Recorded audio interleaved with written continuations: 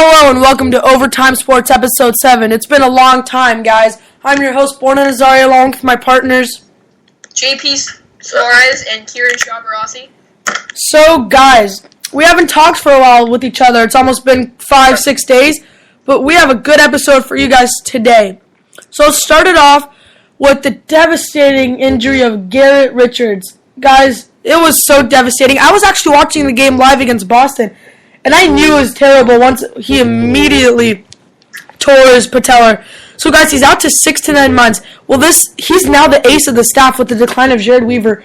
Will this affect their chances? They're still going to make the playoffs, obviously, but will this affect their chances of winning the World Series?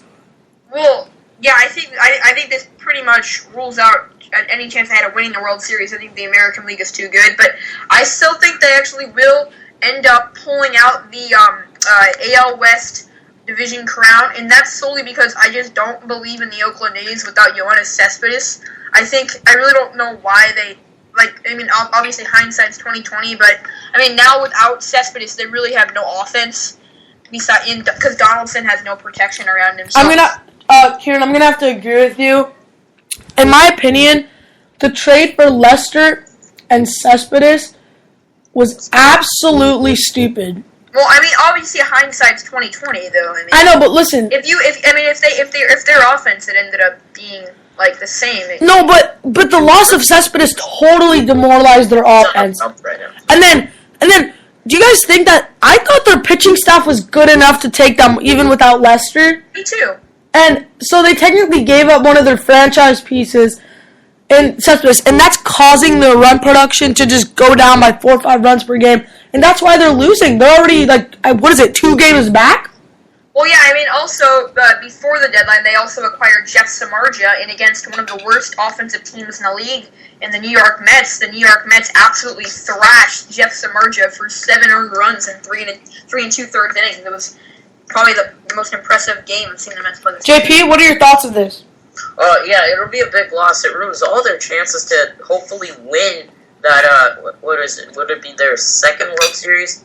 But, yeah, Garrett Richards, won 13 games this year, one of the winningest pitchers in the American League, has a great ERA of 2.6. This will really ruin their chances. It'll affect them so much. He's out for about a pregnancy, 9 months. Yeah, it was really terrible watching when he was that knee injury. He fell to the ground right away. We hope he gets better and he's back to the field. He's back playing on the baseball field right away. Well, yeah, and just to clarify, it's a torn patella in the left knee. Really, really a tragic injury.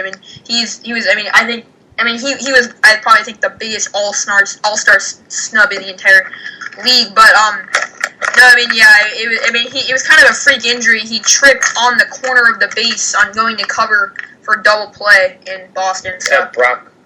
Yeah, just a tragic injury. Yeah, man, guys, that's tragic. But we're gonna switch it up to some football.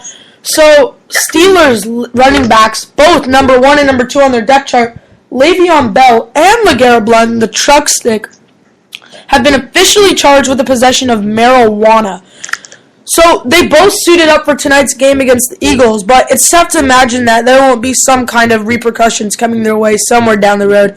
Well, I think this is the first offense, which I think it is. I don't think it should be that big a deal. It's not like Josh Gordon who did it 4 times. Yeah, and we just saw Dwayne Bowe receive a 1-game suspension, so I'm guessing it'll probably be 1 or 2 games, but, he was charged with possession of marijuana, so, I think the NFL is probably just, I don't know if it should be an illegal substance. It's not really a great idea. It doesn't help anybody's performance, but if they were suspended for game 1, they were obviously facing the Cleveland Browns, and if they didn't play, they would have to start 3rd-string rookie Dre Archer. Dre Archer. I think fastest player in the entire draft of 4 If you saw him play at Kent State, he was one of the most prolific punt returners I have ever seen. Yeah, electric. Electrifying player, just a freak athlete. He was picked the 110th pick in the draft. I really think that he's going to be a sleeper here for Rookie of the Year. Well, no, he probably won't win Rookie of the Year, but he's really a sleeper guy. Might become one of those Tom Brady's. I think he's going to have a great career. He's just such an amazing athlete coming out of Kent State. If you're able to watch him in college, I was widely impressed with the style of play. No, I don't live near Kent State, so they don't show him on ESPN. Okay, we're going to take a quick commercial break, and we'll be right back talking about Braxton Miller and his devastating injury.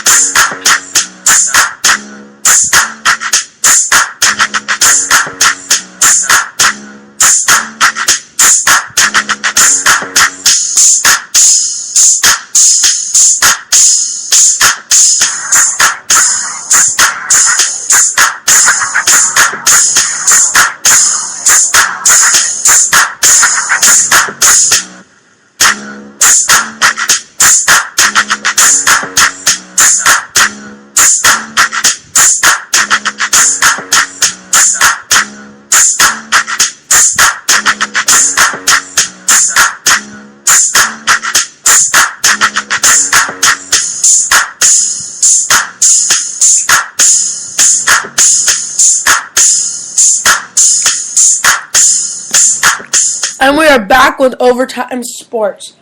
So, guys, this happened a couple days ago. Braxton Miller is done because he hurt his shoulder. And, yeah, Buckeyes AP top 5, not for long. They just lost their heart and soul and Heisman candidate in Braxton Miller. So, guys, do you think they have any chance of making the 14 playoff, especially with the freshmen starting now?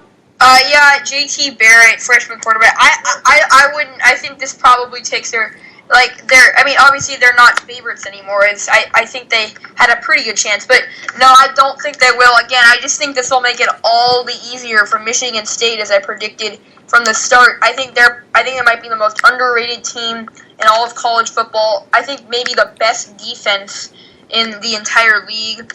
So no, I think Ohio State. I mean, the freshman, he was one of the biggest recruits, a 5-star recruit coming out of high school. He did tear his ACL his senior year in high school, but no, JT Barrett. I mean, if you've watched at all any of the Ohio State practice games, he's looked really good. He's a dual threat guy. He's got a lot of speed. I mean, obviously he's not Braxton Miller. Braxton Miller's he was a Heisman favorite candidate, but.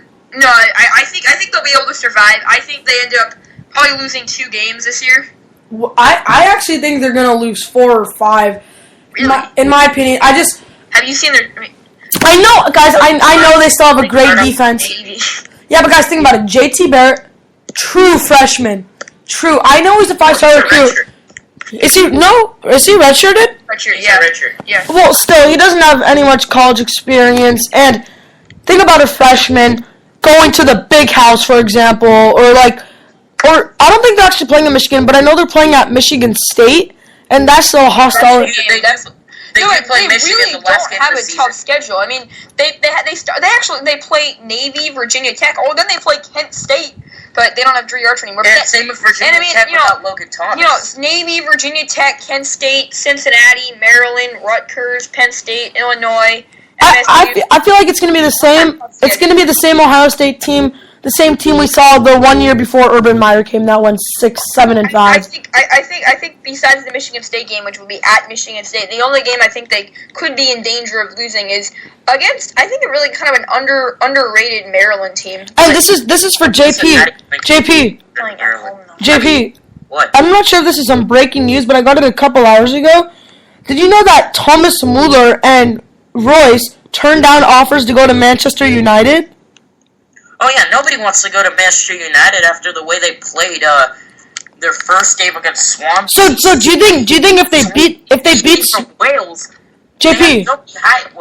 If they beat Swansea, would they reconsider it?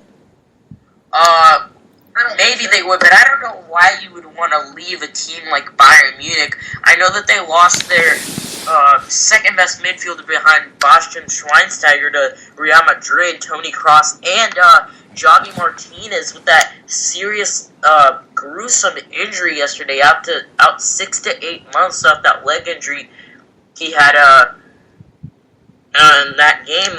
He was their backup midfielder, actually a very solid player, pretty much could start for any midfield in the world, maybe except for Real Madrid's and his own team, Bayern Munich. And now they're going to have to change up their whole thing. They used to play only with 2 center backs. Now they have to play with 3. Their left back, David Alaba, who in my opinion is the best left back in the world, will move it in that midfield spot. No, but I don't think it would be smart at all for them to go. I mean, I know they had so many losses in the midfield, which they used to have the best midfield in the world. Now it's Real Madrid's, but it wouldn't be a smart decision at all because they're still playing great. And guys, this was really funny. This came about 30 minutes ago. So some public analysts, reporters asked Shaquille O'Neal when he was asked. They asked LeBron or Kobe. Do you guys know what Shaq responded? He said Dr. J. Shaq said Dr. J. So of course Shaq is like he did that for a part of humor, but he also did that because if he said LeBron, he would never be friends with Kobe, and then if he said Kobe, he wants to keep both relationships. But guys, Derrick Rose missed a couple practices because he said he has some body fatigue, but he's saying it's not my knees. But he had ice packs on his knees. Guys, I really feel that Derrick Rose could have been one of the best players of all time, but his knees killed him. Are you guys concerned about this knee thing again? No, I don't think so. I mean, they were playing, obviously, a highly inferior team in the Dominican Republic, who they killed by 105 to 62. So I think that was just, people forget Tom Thibodeau is one of the assistant coaches, and obviously he's probably not a huge fan of Derrick Rose even playing at all. So I mean, I'm guessing that Tom Thibodeau might have had something in convincing Mike Krzyzewski, the head coach, to not let him play against. Yeah, but Kieran, in my opinion, I have him play every game because in the NBA, there's back-to-backs once every 2 days. His body's gonna have to get used to it, and by playing all of these games, he's gonna have to do it. I disagree. I mean, I disagree. Because the thing his knees and they're gonna need the most is just rest. You just don't want to risk another injury. I mean, if he tears another ACL, that could really damage his career. No, I don't know if it ended, but I don't know if he would be even close to a superstar if he had another injury. Injuries. I don't know. Come back. It's scary to think about because he's such a talented player. You hope that doesn't happen, but if it does happen, I think there's going to be some serious changes to the USA format in years to come. And team. Okay, we're going to take a quick commercial break, and we'll be right back with Overtime Sports.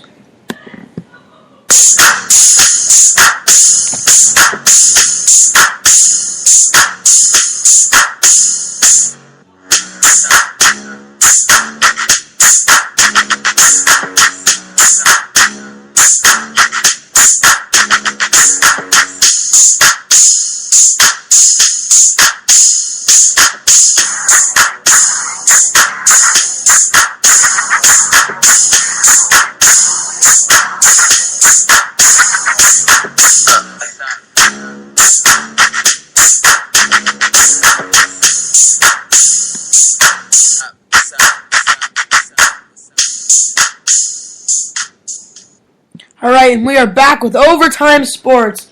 I'm Borna Nazari along with my partners JP Suarez and Kieran Shabarasi. So guys, we have some other news. So earlier today, David Price, he throws a one-hitter but still loses to Tampa Bay in his return because his team could not give him run support. And he lost because he allowed one run, but it wasn't an earned run because it came off an error. So even though he lost in his debut back to Tampa Bay, were you guys impressed by his performance? Oh yeah, I think this was the best performance of his career. No, it was. It was the least amount of hits he'd ever given up in a game. Only one. Yeah, but he's pitched better. I'm I disagree. I mean, if shortstop the Suarez guy doesn't overthrow him on the routine ground ball, he would have would he have a no-hitter? No, he'd just have a one-hitter. No, he'd have a one-hitter. Yeah, because he allowed that triple in the first. I think he might have been able to go 9 if that hadn't happened, because his pitch count would have gone down. No, he pitched a complete game. No, he didn't. Only 8 innings. Sure. Yeah, it was only 8. Yeah. But anyways, his return back to Tampa Bay, obviously a huge success, and we heard, he wasn't shy in the interview before the game, saying he really didn't want to face the Rays because they've obviously been his teammates his entire career, and he's really grown to really like them. But he's fighting for a playoff spot here with Detroit, who's suddenly a very vulnerable team who looked, like about a couple weeks ago, a walk to make the playoffs. Now, yeah, because the Mariners are only half a game back. And then the Royals, they're challenging him for the division. No, I think they're going to win that division. But who, the Royals? Yeah. JP. They're super hot right now. I think they're probably going to cool off at some point. I can't see the Royals cooling down. Summer right now, they're pretty hot. All right, JP. I have something to ask you. So you know how the Bills John Bon Jovi is bidding? Yeah. And it says that he is bidding now on life support, saying that he has no more money, but he still wants to bid. Is this a dumb decision? Wow. This is a toughie, but I'm gonna go with stupid decision right here. If a guy has no money, don't buy one of the NFL franchise. I know they lost 4 straight Super Bowls in that one stretch with Jim Kelly, who is cancer-free now. Woo! Thank God. I love him. He's so cool. But anyway, no, it's a very stupid idea. You don't buy an NFL. If he's doing that, then I'm gonna go buy the Jacksonville Jaguars right now with the $20 I have in my pocket. They really upgraded their stadium, but no, this is stupid because Buffalo. He said he doesn't want to take the team out of Buffalo, but I think that might have been a lie. Look, Buffalo fans. They're probably a top 10 fan base, loyal fan base in the league. I don't know why. No. Buffalo's one of the most boring places in all of America. Why would you take? Been there. Actually, I have. No, I've been to Buffalo, Kieran. It's actually beautiful. There's a lot of grass. Well, I would disagree. I'm just kidding. I'm just kidding. I think there's a lot of grass in a lot of places. So is there a lot of buffaloes there? Oh, you're so funny. All right, guys, we're gonna switch it to the PGA. Wow, the PGA golf's a thing. Yeah, Tiger Woods was on a show with Rory McIlroy, and he told McIlroy, quote unquote, "I'm not going to let you win a green jacket next year." That's a bold statement. McIlroy's in his prime, best golfer in the world, and Tiger is doing hard crap. Tiger Woods has not won a major since, I don't know, I was like 9. Yeah, whatever. US Open 2008. Yeah, so he's technically implying that he's a contender for the Masters. Is this a joke? Tiger's not really one of those comedians, but this is one of the funniest jokes I've ever heard in a long time. He's not a contender at all. What's he gonna do about it? He just needs to deal with his back already and actually play some golf. The reason his back has been so bad, he's swinging way too hard, way harder than he needs to. He needs to go back to his younger days, from when he really started winning 1999 to 2008. Between that stretch, he wasn't swinging as hard. He was way more accurate, and he didn't have any injury problems. He's already way past his prime. Rory was terrible the past 2 years, but in the past 3 months, he has been playing like the best golfer in the world. But since he joined Nike, he was in a bit of a cold streak, but now he's way better. Tiger Woods has nothing to do about it. He's not going to win the Masters. Probably will never win another major in his life if he keeps playing the way he's playing. Yeah, no, I don't see him winning any more majors. He's done. But Kieran, do you think? So you know how Under Armour offered Durant $285 million in a span of 10 years. Nike has some time to offer. Do you think he's worth that much, considering he has no rings? Well, first of all, let me just say, this is really just a testament to how great a player Kevin Durant is. Because that's $28.5 million per year, which is about $5 million more than the max.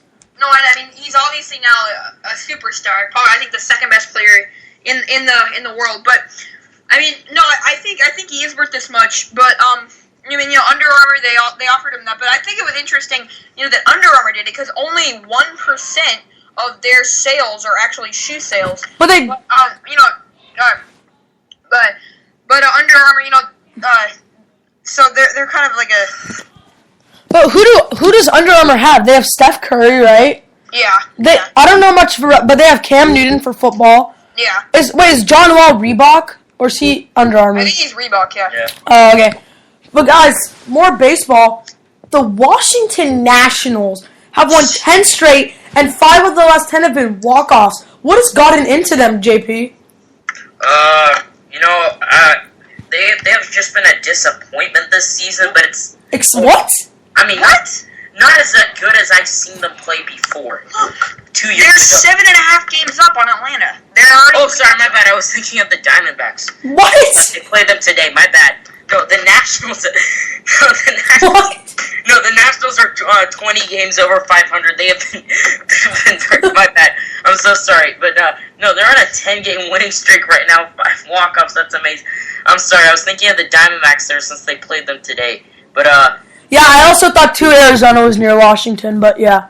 What? It was a walk-off error. No, yeah, but, no, that's amazing. That's something I've never seen before. It was a low-scoring affair right there, 1-0 win against the Diamondbacks, but still, it's something I haven't seen ever. 5 walk-offs, and, In a row. Yes, in a row, and, maybe they can go for 6. Alright, guys, and we're going to go to commercial and talk about soccer, but we have one more topic before that. You have to talk about the San Francisco's 49ers stadium when they're playing so bad in preseason football. You have nothing to talk about. They've scored 3 points in 2 games, and they debuted at their new Levi Stadium and scored. They put up a donut hole, a goose egg Against the Broncos. And we also news today that the Levi Stadium crew removes turf entirely due to safety concerns. They ripped off all of the grass and they're replacing it, and they're not sure if they'll finish it by the time the Chargers come in town. So, it's nothing much, but I'm just saying, the Niners have been doing terrible this preseason. Do you guys think it's going to carry into the regular season? Well, No. I think if I'm a Niners fan, I would be a little bit worried. Because we've seen Colin Kaepernick. I haven't been impressed. We haven't seen him make any throws, and their defense is supposed to be one of the best in the NFL. And against Denver, Peyton Manning torched them, and even Brock Osweiler and Zach Dyser, the two backups. They torched them for 34 points, so Yeah, but that's their third string. No, I know, but if I'm a 49ers fan, they still haven't scored a touchdown in their new stadium yet. Which is, I think, pretty concerning. But we'll see. The 49ers still one of the best teams in the NFL. My pick to go to the Super Bowl in the NFC, but. I don't know. I'd be a little bit worried if I were a 49er fan. I don't think the preseason carries on to the regular season at all. If you remember, in 2008, the Lions went 4-0 in the preseason and ended up losing every game in the regular season. I don't think they should be worried. They're playing their third stringers. Colin Kaepernick hasn't done that well, but he hasn't really played that much. I think the most he played was 1 half. No, but they're just playing their backups and their third stringers. If they play their starting team, they'll do much better. I'm not worried at all for them because the preseason, I think, really has nothing to do and it doesn't carry on to the regular season. All right, guys, so we all know this offseason, what was Colin Kaepernick's deal? Was it 6 years, $110 million? It was six. Yes, it was 130. Yeah, so, guys, in my opinion, I think it was too early to give Cap that money. I believe that if he did exactly how he played for one more year, then I give him that contract. Do you guys think it was too early? Straight NFC championship. Yeah, But he had a great supporting cast. I disagree though. I think they did the right thing giving him paying Kaepernick. I mean, I really feel like who else are you gonna get? Better than Colin Kaepernick as your franchise quarterback. You're not gonna get anybody better. So. It was kind of the same thing with Andy Dalton, who obviously I don't think is as good as Kaepernick, but it was kind of the same. The Bengals are kind of in the same situation they're a different team. They're different quarterbacks, so because I know you're right. Colin's more of a dual threat guy. I know. I'm not talking about that though. I think it was they were kind of in this kind of the same situation because you can look at Andy Dalton, you can say, you know what, average quarterback. I don't know. He's above average. I mean, he hasn't won a playoff game. One touchdown, 7 interceptions begs to differ. But if you look at his regular season stats, he's right up there in his first 3 years with the greats. I think he's the poor man's version of Peyton Manning. But guys, maybe. But it was kind of the same situation where you look at what other quarterbacks are available out there that would be better than what you have right now, and you kind of say the odds of us finding anybody better are pretty low. So why not just pay this guy now? Kieran, I haven't seen much great second round quarterbacks because you have to remember Andy Dalton was picked in the second round, so he didn't have super high expectations, and look what he's doing. I know. That's. You saw Russell Wilson. Third round pick. No, you can go. Joe Montana was fourth. Tom Brady. Kaepernick. I know, but there's other guys like Peyton in the first, Eli. Actually, it's probably 50-50, where there's really good quarterbacks not in the first round. But we're gonna take a quick commercial break, and we'll be right back, wrapping it up with soccer. JP's specialist.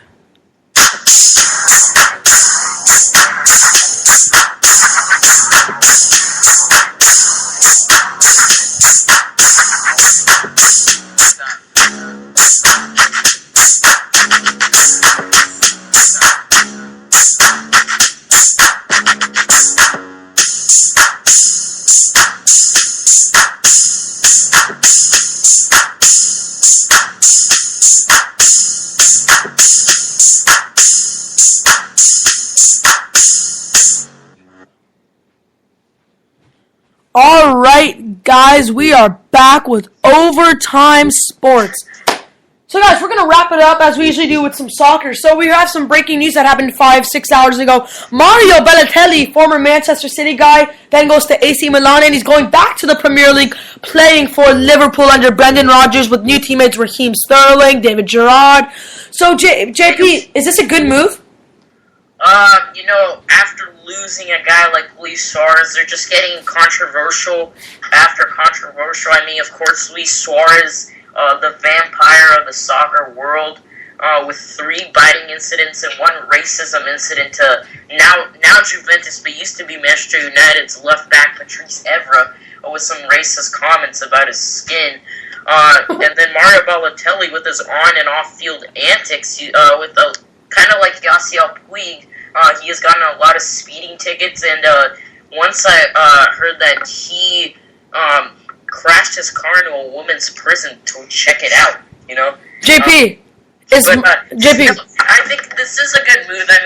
He's playing way better because the last time he played in the English league was in Manchester City, and those were 3 years to forget.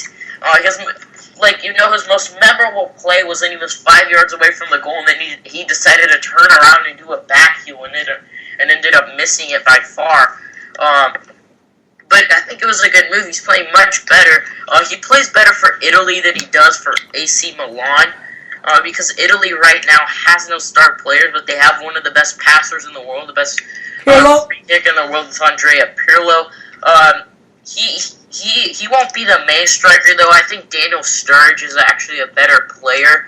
And Raheem Sterling is the rising star of the soccer world right now. He's only 19 years old. No, is he really? Yeah, and he's playing amazing. I'm looking for him to win the Golden Boy, which is of course the award for the best under 22 player in the world right now. I'm looking for him to win that in about 2 years. Yeah, no, I think it was a good move. Mario Balotelli, he scores some pretty nice goals. He has good ball movement, but he likes to fool around a little bit too much than he should. He gets a lot. JP, let me ask you this: is Balotelli a top 50 player in the world? No. Okay. So If I go down my list, And Borna, I just have one question about the NBA. What do you think about Sean Marion recently signing with the Cavaliers? yeah, it's a good move for Cleveland. I mean, the Pacers desperately needed Sean Marion going for the Pacers because of course the George injury, and you don't want Solomon Hill starting. So, and they were offering good money. I think they were offering him $6-7 million, but he's taking the minimum deal of going to Cleveland, only going I think $1.25 million. But I mean, it's just another piece in the puzzle for the Cleveland Cavaliers. I think they're going to be unanimously win all. If they face the Spurs, I actually think they're going to sweep them. I mean, the Cleveland Cavaliers. Yes, guys. Is a rising star of this league. Okay. He is by far the best defensive player in the league. They're Maybe not. him and Joakim Noah. Hey, guys, He listen. would be a 5 seed in the West. Who? The Cavs. Really?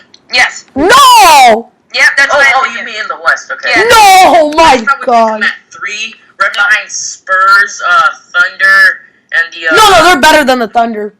I don't think so. Wow, you guys. It takes time to develop chemistry, as we saw with the Heat in their first year. And the Lakers too. Hey, everyone on Twitter, go tweet. Look. Wait, Kieran. Borna. Wait, everyone on Twitter, go tweet us at Overtime Sports saying which seed will the Cleveland Cavaliers be in the West. I say they're gonna be second behind the Spurs. Yeah, put it the West because don't forget they're in these. But no, anyway, that is the power of LeBron James. He can make a veteran. Well, I was just gonna say the Matrix, Sean Marion, to take minimum pay just to play with him so he can win his second title. Look, I think this is just really a testament of what LeBron James is. I mean, look, he's the best player in the world, but this shows with all these guys coming to Cleveland just to play with him. You know, Ray Allen, Mike Miller, you know, now Sean Marion, James Jones. I mean, he's got everybody just tagging along to go. I mean,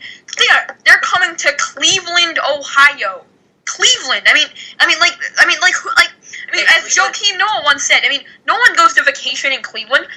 This just shows LeBron James. He's like the best guy to play with in the league. I mean, he's not a ball hog at all. Like, I mean, and we look at, you know, why Kobe couldn't really attract any big free agents. You know, one, about his age, but also, I mean, he's not a guy who's really going to make his teammates better, which LeBron James... Well, you know, Kieran, Kobe, everyone says he's a ball hog. He's not anymore because... He's 33rd all-time in assists. Yeah, exactly. Listen to that. 33rd all-time in assists. He doesn't make his teammates better, as better than LeBron James does make his teammates. Well, yeah, that is true, but still, I wouldn't consider... Wesley Johnson. When LeBron was in Cleveland, he made Daniel Gibson a 15-point-a-game scorer. After that, Daniel Gibson couldn't even be in the NBA. That's one example. I mean, there's many examples of players who he's just revived his career. Yeah, yes and no. I mean, you know... Okay, so Rudis Ilgauskas' number is now retired in Cleveland. Would that have happened without LeBron James? Kobe Bryant has elevated a player's game. Give me one. I'm asking. Who, Kobe? Yeah, whose game has he elevated? Shaq. Considerably better. Shaq. No, that's not true. Shaq. No, that's not true. Lamar Odom. No. That one, yes. No. Pau Gasol. Pau Gasol. Yeah, you are. You're just gonna say no to everything. Dude, I disagree with the Lamar. Andrew Bynum. Ron Artest, then now Meta World Peace. He played way better than Houston. In Houston, he was only a defensive player. When he came to LA, played with Kobe, he was able to score 15 points a game. Wait, Kieran, I don't hear you talking anymore. Kieran, have you lost it? What? Can you hear me now? Wait. No, I'm just saying. Do you have anything to say to that? See, those are two. Lamar Odom, when he went to play with Kobe, became 6th man of the year. Meta World Peace, all he was a defensive player. Went to play with Kobe, was able to average 15 points a game, and was a very solid starter. And he made the winning shots to beat the Celtics in that finals. Look, Derek Fisher, too, would have never been as good if he didn't play for Kobe. So, but we wouldn't know that because he never played with anybody else. Yeah, he did. He played on the Mavs and the Thunder. But that was like really old. He was nowhere near his prime, so no. That's Well, do you really think without Kobe he wouldn't all right, have been the Knicks coach? All right, you know that's a debatable subject. But guys, okay, but still, going back to Kobe Bryant, do you guys ever see him being an NBA coach? No. I think he could. I mean, no. I see him being a GM, not a coach. Maybe. I think he Because Kobe might. likes to make decisions. Look, I mean, no, I mean, like when last year, I mean, when he had his Achilles injury, I mean, he was telling Mike D'Antoni, he was motivating players. I mean, he's really a coach on the court. You know what I mean? He's already sort of a coach. I mean, he's a GM in a way too. I mean, he. I think he'll be GM. He doesn't just be GM. I think he would be a much better GM than what the Lakers have now in the buses. I mean, But do you think he'll be a GM of any other team besides the Lakers? No, why? No. I don't think so. No. All right, guys. The Charlotte Hornets, his first team. He never even played a game for them, but still. Okay, guys, we're going to talk about one more soccer thing, and we're going to wrap it up for tonight. JP, we all know Real Madrid are probably top 6 midfielders, and they have them all on their team. I'll just name a couple. No, not top 6 in the world, but maybe like top 3. La Liga. Well, that's debatable because Iniesta. Okay, a very, very solid 6 midfielders. Yeah, so I'll just name a couple: Toni Kroos, James Rodriguez, Xabi Alonso, Angel Di Maria. So JP, out of those 6, who do you think will start? The only 3 starters. Yeah, because Real Madrid plays a 4-3-3-4, which consists of a goalkeeper, of course, a left back, 2 center backs, 2 center mids, 1 center attacking mid, left wing, right wing, and a striker. So the 6 midfielders that we're looking at right now is Isco, Alcaraz, Xabi Alonso, Luka Modric, Angel Di Maria, Toni Kroos, and James Rodriguez. Of course, Toni Kroos and James Rodriguez now coming into the team. No, first of all, I know that against Atletico de Madrid in the Spanish Super Cup in the first leg where they tied 1-1. By the way, James Rodriguez's first goal ever with Real Madrid. Xabi Alonso started. I don't think that was a smart move at all because James Rodriguez ended up coming into the bench for Ronaldo because Ronaldo was felt some soreness in his knee or something like that. But so I think Xabi and Isco are out of the question. I know Isco won the Golden Boy of 2012 for the best young player in the world. He certainly is a solid player, could start on almost any team in the world, but of course he's playing for Real Madrid, who has the best midfield in the world right now. JP, I got a wild card for you.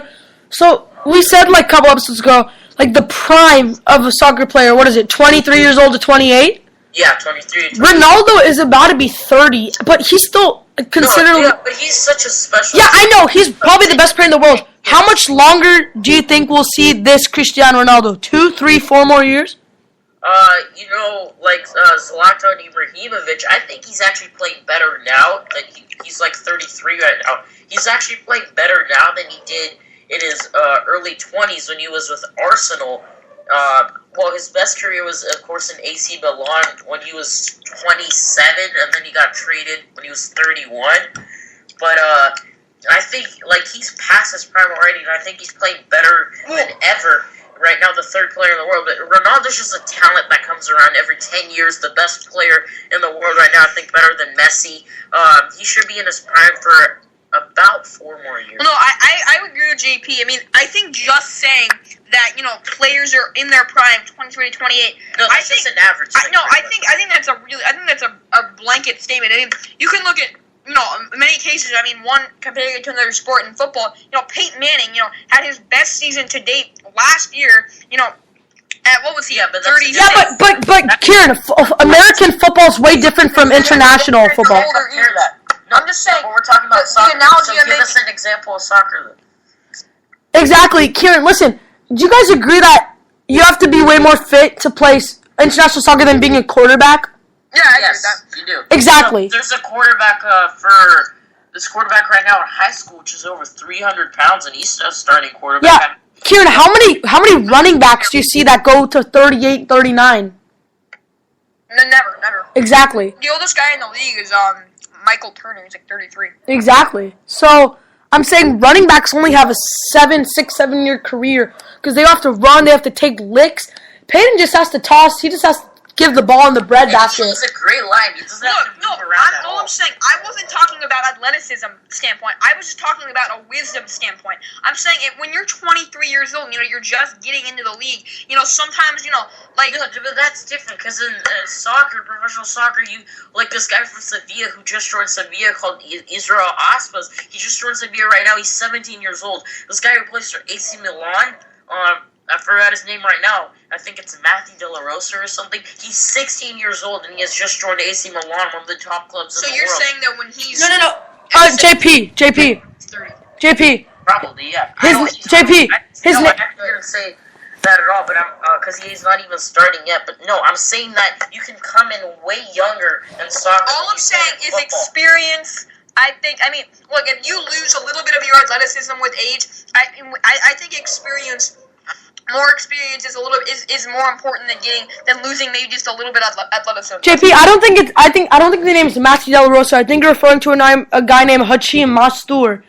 He's 16-year-old and he made it to the AC first team. Oh yeah, sorry, my bad. Yeah, he's a Moroccan guy. Just couldn't remember his name. Yeah, people should watch his videos on YouTube. He's been doing commercials with Neymar. Yeah, he totally... Guys, watch his YouTube video. He totally annihilated Neymar on a freestyling challenge. So, Hachim Mastour is a great player. But guys, we're going to end our conversation today. Oh, wait, just back to, we didn't get to finish with the Real Madrid start. Oh yeah, go for it. Excuse me.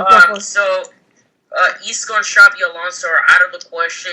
Di Maria, they might need his services for one more year because he still hasn't been traded with, of course, PSG. Manchester United. It's too expensive, and Manchester United might be a target, but they already look like they're giving up on him. He might stay there for one more year, so he's pretty much out too. If he plays for one more year, he might start, but I think he'll stay on the bench so they can give experience to James Rodriguez. So my three starters right now are Toni Kroos. The two center mids are Toni Kroos, Luka Modric, and the center attacking mid is who makes that midfield is James Rodriguez. JP, I actually compare James to Mario Balotelli in a way. Just hear me out. Really? Listen. They play totally different positions. No, I know, but I'm talking about play-wise. Listen, so Balotelli is a way better World Cup player than a club player, right? Yeah. I believe that James Rodriguez he's going to be a standout for Colombia for years to come, but I don't believe that he'll pan out in club. Why is that, though? I know he plays on the top club in the world right now. There's too many good guys for him to stand out. He needs to go on a less known... This was only his second game. This is more of a prediction. He scored a goal coming in the second half. It's more but that was such a lucky goal, if you've seen it.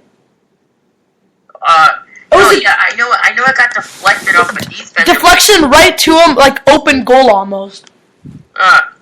Yeah, but still, it takes skill to score a goal against the best. Well, last year at least. A goalkeeper could have scored that. Lost the key piece of Felipe Luis. JP, a goalkeeper could have scored that.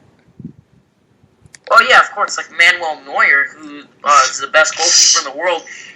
Opinion. If you've seen him play, he likes to go all the way out on the midfield and to stop balls, which I don't understand at all. No, Manuel Neuer just really wants his first goal. And guys, just to interrupt here, just a quick score alert. Monet Davis eliminated from the Little League World Series as they fall to Chicago 6-5. Pennsylvania had runners on first and third, but two out in the bottom of the sixth.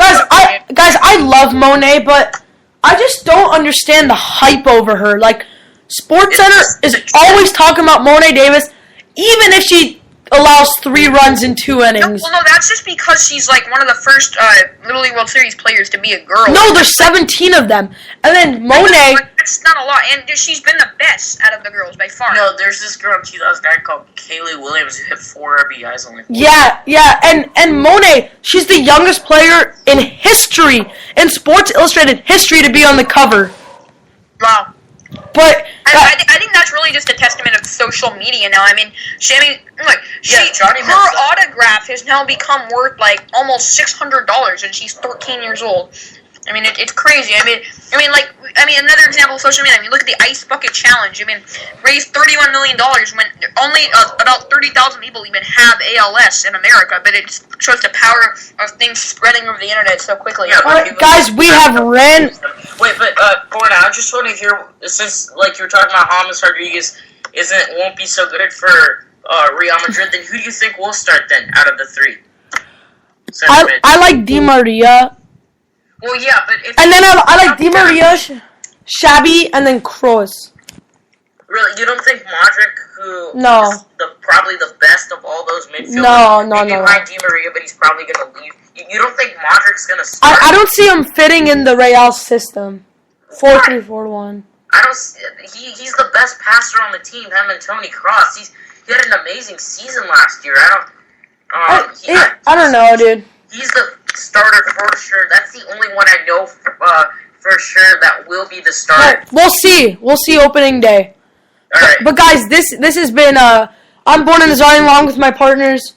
JP Suarez. And Kieran Shawarasi. Thank you guys so much for listening to episode 7 of Overtime Sports. Guys, be sure to follow us on Twitter and have a good night, everyone.